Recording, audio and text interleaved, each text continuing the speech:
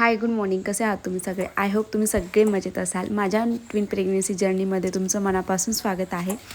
तर मी आज तुमच्यासोबत माझी ट्विन प्रेग्नेन्सी शेअर करणार आहे, तर शेवटपर्यंत नक्कीच बनून राहा. तर फर्स्ट तुम्हाला सांगायचं असं की माझी प्रेग्नेन्सी IVF आहे की नॅचरल आहे, ती मला कधी राहिली आणि बाकीच्या काही गोष्टी माझ्यासोबत सिम्टम्स वगैरे कसे होते सगळं मी तुमच्यासोबत शेअर करणार आहे. तर लग्नाच्या 1 वर्षानंतर मला प्रेग्नेन्सी कन्सीव्ह झाली आणि माझी नॅचरल प्रेग्नेन्सी आहे. तर फर्स्ट टाईम मी जेव्हा प्रेग्नेन्सी कन्सीव्ह केली तर मला खूप लवकरच सिम्टम्स जाणवायला लागले होते, जसं की चक्कर येणं, मळमळ, BP वगैरे लो होणं. तर मी डॉक्टरांकडे गेली.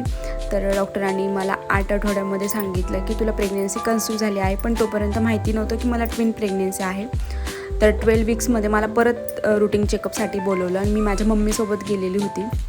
तर तिथे माझी परत एकदा सोनोग्राफी केली आणि त्यामध्ये डॉक्टर पण विचारत पडले की 2 सॅग दिसतात ते.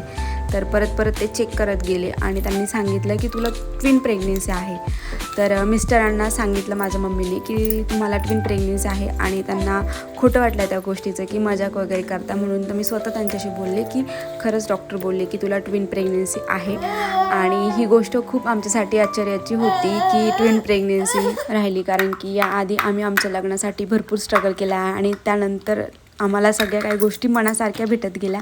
पण ही आमच्या विचाराच्या बाहेरची गोष्ट होती की आम्हाला ट्विन प्रेग्नेन्सी वगैरे राहील म्हणून. आणि त्यानंतर घरामध्येही सगळ्यांना सांगितलं की डॉक्टर बोलले की ट्विन प्रेग्नेन्सी आहे आणि सगळे खुश होते हे ऐकून की खरंच ट्विन प्रेग्नेन्सी आहे. तर चला भेटूया नेक्स्ट पार्टमध्ये. बाय.